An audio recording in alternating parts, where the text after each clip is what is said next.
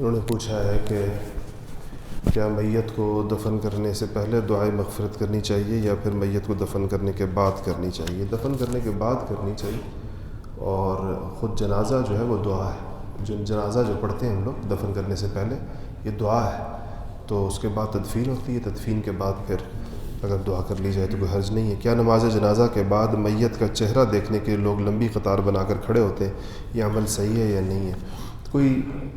کوئی ثابت نہیں ہے کہ رسم لوگوں نے بنا لی ہے، چہرہ دیکھنا ایک رسم سی بن گئی ہے، اور کوئی دیکھنے میں کوئی گناہ بھی نہیں ہے، لیکن اس کو اتنا ضروری سمجھنا اور اس کے لیے اتنا اہتمام کرنا، اور اگر یہ دیکھنے سے رہ جائے تو اس کو اپنی بہت بڑی محرومی سمجھنا، یہ ہمارے ہاں ویسی تصورات ہیں.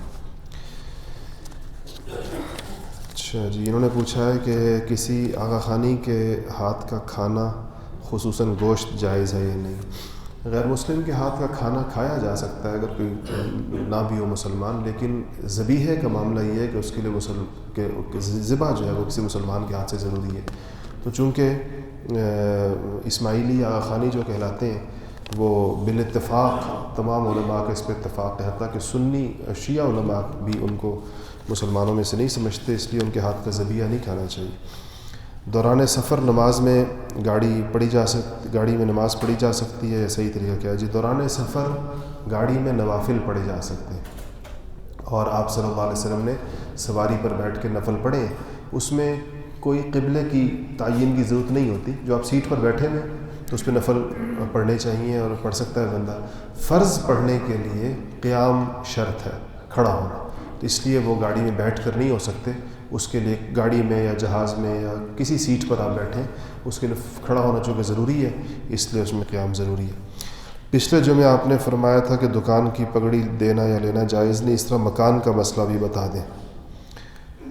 پگڑی تو اگر مکان کی بھی ہو، مجھے نہیں پتہ مکان کی پگڑیاں بھی ہوتی ہیں یا نہیں ہوتی، پگڑی ناجائز ہے چاہے وہ دکان کی ہو یا مکان کی ہو. ایک مکان ہم بھائیوں کے درمیان مشترک تھا، اور ہم نے اس کے مشترکہ مکان سے کواڑ نکال کر اپنے پاس سے نئے کواڑ لگوا دیے. تو ان کواڑوں کو جو قیمت میں نئے سے کم ہیں وہ دیگر حصہ داروں سے کہے بغیر اپنے خرچ میں لا سکتا ہے یا نہیں لا سکتا؟ اگر شرکاء کو اعتراض نہ ہو تو بالکل لا سکتا ہے، کیونکہ اس سے زیادہ قیمت کے اس نے لگا دی ہیں اس مشترک مکان میں. کہہ رہے ہیں کسی مکان سے، مشترک مکان سے کوئی چوکھٹیں نکالی ہیں یا دروازے نکالے ہیں اور نئے لگا دیے اور زیادہ بہتر لگا دیے ہیں، تو اب میں وہ جو پرانے والے میں استعمال کر سکتا ہوں، یعنی ایک آدمی. تو اگر باقی شرکاء کو اعتراض نہ ہو، کیونکہ وہ ان کی پراپرٹی میں وہ شریک ہے، تو اگر وہ اعتراض کرتے ہیں کہ اس کو نہیں نکال سکتے، پھر بندہ نہیں نکال سکتا مشترک. ایک آدمی نے زمین وقف نہیں کی اور جس میں 70-80 برس ہوتے ہیں مسجد بن چکی ہے، تو اس مسجد میں نماز ہوگی یا نہیں ہوگی؟ اگر اس آدمی نے اس زمین سے اپنا قبضہ اٹھا لیا اور عام اجازت دے دی ہے کہ جو بھی آئے نماز یہاں پڑھ سکتا ہے، تو بس یہ وقف ہو گئی ہے. اس کے لیے وقف کی مستقل نیت کرنا ضروری نہیں.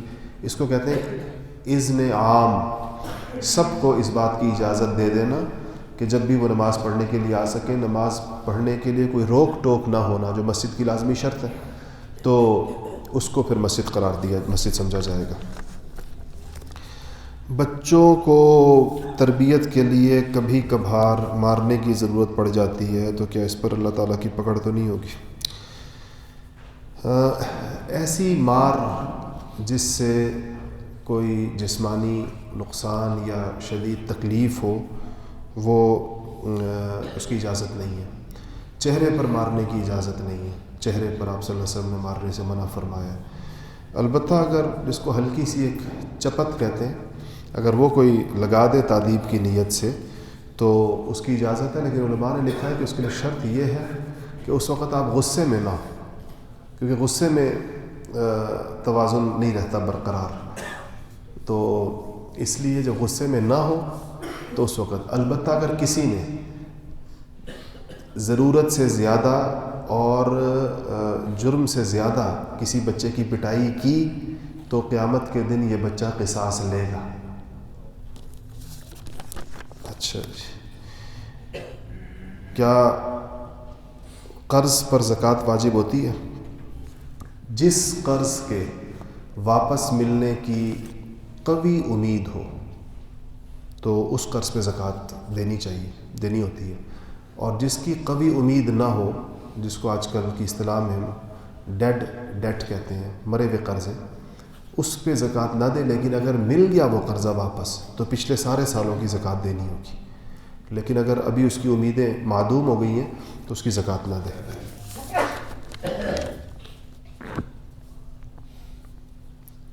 بعض لوگ نماز میں یکسوئی حاصل کرنے کے لیے آنکھیں بند کر دیتے ہیں، اور آنکھیں اور منہ بند کر لیتے ہیں، منہ تو ویسے ہی بند ہوتا ہے بندے کا، اور فرائض پڑھتے ہیں، یہ عمل درست ہے یا نہیں؟ ہاں، اگر منہ سے آپ کی مراد یہ ہے کہ آپس میں ہونٹوں کو چپکا لیتے ہیں تو پھر تو ٹھیک نہیں ہے، اس لیے کہ آپ نے تو الفاظ پڑھنے ہوتے ہیں، الفاظ سوچنے نہیں ہوتے۔ ایک ہے نماز کے الفاظ کو سوچنا کہ میں یہ پڑھ رہا ہوں، میں یہ پڑھ رہا ہوں، اور ایک ہے ان الفاظ کو پڑھنا۔ تو نماز میں الفاظ کو پڑھا جاتا ہے، اس لیے منہ زبان ظاہر بات ہے ہلے گی، ہونٹ بھی ہلیں گے اس میں، اگرچہ آواز نہیں آئے گی۔ اور جو آنکھیں بند کرنا ہے، اگر کوئی خشوع کے لیے آنکھیں بند کرتا ہے تو اس میں کوئی حرج نہیں ہے، اس کو دین نہ سمجھے، دین کا حکم نہ سمجھے، کیونکہ حکم تو کھلا رکھنے کا ہے، بند کرنے کی اجازت ہے، تو اس اجازت سے وہ فائدہ اٹھا سکتا ہے، کوئی حرج نہیں ہے اس میں۔ کیا ایک شوہر کو اس بات کی اجازت ہے کہ وہ اپنی بیوی کو بہن بھائیوں سے ملنے پر پابندی لگا دے؟ اگر تو کسی شخص کو اس بات کا یقین ہو کہ اس کے بیوی کے بہن بھائی اس کی زندگی کو خراب کر رہے ہیں، غلط ذہن سازی کر رہے ہیں، اس کو فساد اور فتنے کی تلقین کرتے ہیں، اور اس کے نتیجے میں میرے گھر میں فساد پیدا ہوتا ہے، تو پھر شوہر پابندی لگا سکتا ہے کہ ان لوگوں سے نہیں ملو گی جن لوگوں کی وجہ سے گھر میں کوئی، اگر یہ یقینی بات ہو، اور اگر نہ ہو یقینی تو ظاہر بات ہے کہ صلہ رحمی کے سخت خلاف ہے، صلہ رحمی کی تو بہت زیادہ تائید ہے یہ اسلام، لیکن یہ کہ صرف فساد کی صورت میں، جیسا بعض صورتوں میں ہوتا ہے۔ کیا والدین کے کہنے کے اوپر بغیر کسی وجہ کے بیوی کو طلاق دی جا سکتی ہے؟ نہیں دی جا سکتی، اس میں والدین کی نہیں مانی جائے گی، کیونکہ اللہ تعالیٰ کا حکم ہے کہ لا طاعۃ لمخلوق فی معصیۃ الخالق۔ طلاق ایک بہت ناپسندیدہ چیز ہے، اللہ تعالیٰ کو پسند نہیں، مبغوض کہا گیا، جائز کاموں میں یعنی ہو تو جاتی ہے کرنے سے، جو اللہ تعالیٰ کو سب سے ناپسند چیز ہے اس میں سے ایک طلاق بھی ہے۔ تو صرف والدین کو خوش کرنے کے لیے اللہ کو ناراض نہیں کیا جا سکتا، بلکہ والدین کو سمجھانا چاہیے اور اچھے طریقے سے ادب کے ساتھ، اگر وہ نہ مانے پھر بھی تو ان سے معذرت کر لینی چاہیے اس بات کو ماننے سے۔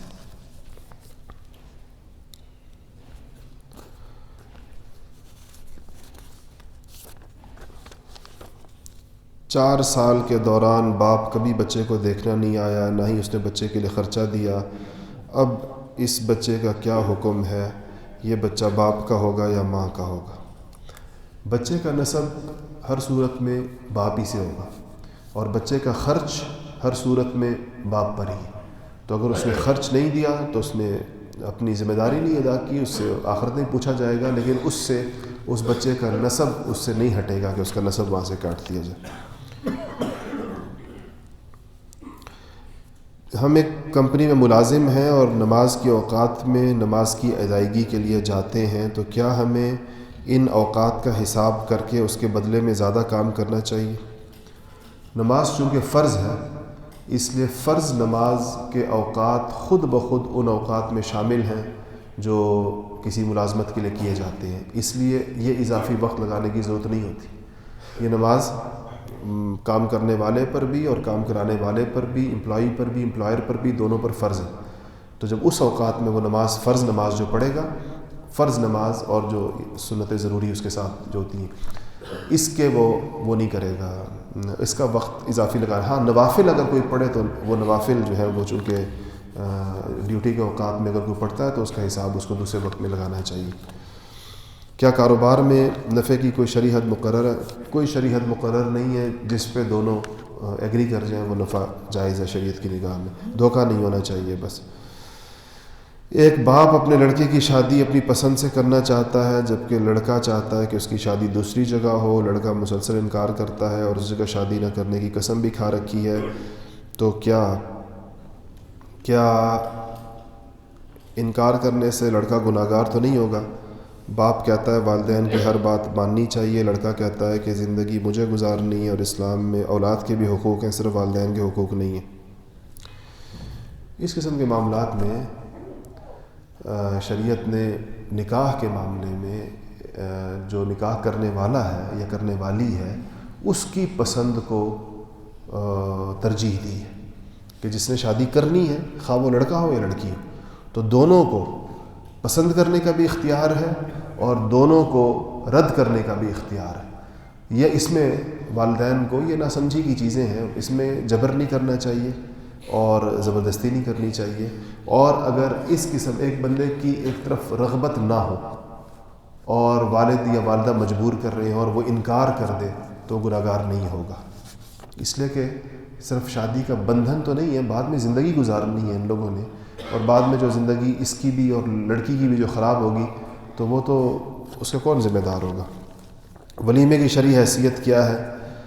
ولیمہ سنت ہے، اور بلکہ اس کو سنت موقدہ کہا جا سکتا ہے صاحب استطاعت کے اوپر. جو صاحب استطاعت ہو، آپ صلی اللہ علیہ وسلم فرمائے اولن ولو بشاتن، کہ ولیمہ کرو چاہے بکری کا بچہ ذبح کر لو. تو جس کی استطاعت ہو اس کی بات ہو رہی ہے، جس کی استطاعت نہ ہو اس کی بات نہیں. جس کی استطاعت ہو اس کے لیے سنت موقدہ ہے، کرنا چاہیے اپنی استطاعت کے بقدر، اور اسراف سے، فضول خرچی سے اور نمود و نمائش سے بچتے ہو. بعض لوگ اپنے پائنچے ٹخنوں سے نیچے لٹکانے کے عادی ہوتے ہیں، اس کے متعلق شرعی حکم کیا ہے؟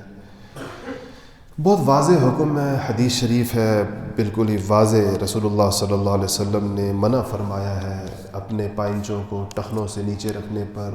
اس کو تکبر کی علامت قرار دیا ہے، اور آپ صلی اللہ علیہ وسلم نے فرمایا ہے کہ جو شخص تکبر کی وجہ سے اپنے پائنچے ٹخنوں سے نیچے رکھے گا، اللہ تعالیٰ قیامت کے دن اس کو رحمت کی نگاہ سے نہیں دیکھیں گے.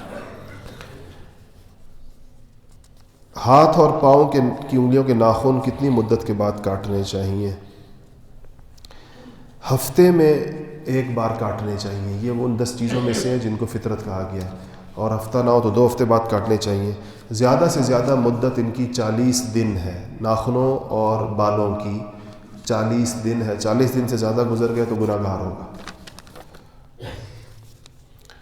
دونوں ہاتھوں سے مصافحہ کرنا چاہیے یا ایک ہاتھ سے مصافحہ کرنا چاہیے؟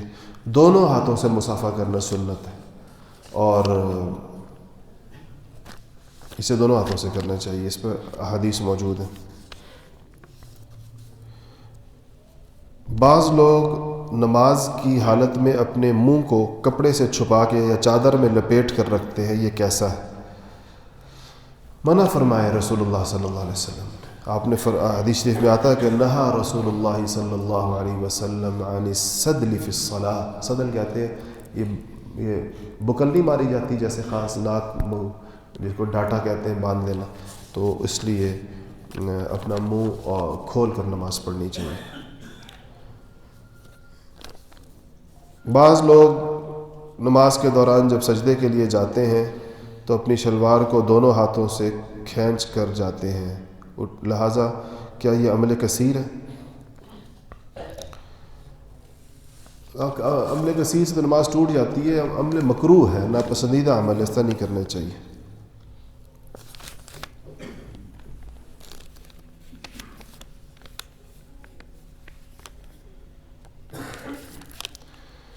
ہم کالج کے اسٹوڈنٹ ہیں اور پینٹ شرٹ پہننی پڑتی ہے، تو جب پینٹ کو نیچے سے فولڈ کریں تو کس طرح کریں؟ ہم نیچے سے اوپر کی طرف فولڈ کرتے ہیں، جبکہ ایک دوست نے بولا کہ اندر کی طرف سے فولڈ کریں، باہر کی طرف سے مکروہ ہے. نہیں ہے مکروہ، جس میں آسانی ہو اندر سے کریں باہر سے کریں، لیکن اونچا ٹخنوں سے اوپر رکھنی چاہیے. میں آج سے کئی سال پہلے کی بات ہے کہ ڈاکٹر ذاکر نائک کے ساتھ ملا دبئی میں، تو بہت لمبی ہماری سٹنگ ہوئی. کوئی ہم ایک ہی نشست ہماری جو تھی وہ 13 گھنٹے کی، 13 گھنٹے میں بیٹھے رہے مسلسل، صرف نمازیں پڑھی، درمیان میں کھانا کھایا. تو وہ بڑے اہتمام سے اپنی پینٹ، آپ نے دیکھا پینٹ پہنتے ہیں عام طور پر تو ٹخنوں سے اوپر رکھتے ہیں اس کو، دیکھا ہوگا آپ لوگوں نے تصویروں میں. تو کہنے لگے کہ ہمارے پاس جو اسلامک ریسرچ فاؤنڈیشن ہے ان کی IRF یہی نام ہے، اسلامک ریسرچ فاؤنڈیشن، تو کہتے ہیں اس میں 550 امپلائیز ہیں، 600 امپلائیز ہیں، اور ہمارا ڈریس کوڈ یہ ہے کہ خواتین کے لیے حجاب اور مردوں کے لیے ٹخنوں سے اوپر پینٹ، یہ ہمارا ڈریس کوڈ ہے جس پر ہمارا کوئی امپلائی اس کی جب ہم اس کو نوکری دیتے ہیں تو اس شرط پر دیتے ہیں کہ اس ڈریس کوڈ کی وہ کی پاسداری کریں گے. تو کہنے لگے کر رہے ہیں الحمدللہ. جتنی ہمارے پاس خواتین کام کرتی ہیں ساری کی ساری حجاب لیتی ہیں، اسکارف لیتی ہیں، اور جتنے مرد ہمارے پاس کام کرتے ہیں چاہے وہ شلوار پہنیں یا پینٹ پہنیں وہ اپنے ٹخنے جو ہیں وہ کھلے رکھتے ہیں. الحمدللہ رب العالمین. السلام السلام. جی دعا کریں، جی بیماروں کے لیے بھی دعا کریں اور بارش کے لیے بھی دعا کریں. اللہ پاک بارانہ رحمت نصیب فرمائے. صلی اللہ تعالیٰ علی خیر خلقہ برحمتک. ایک نکاح ہے وہ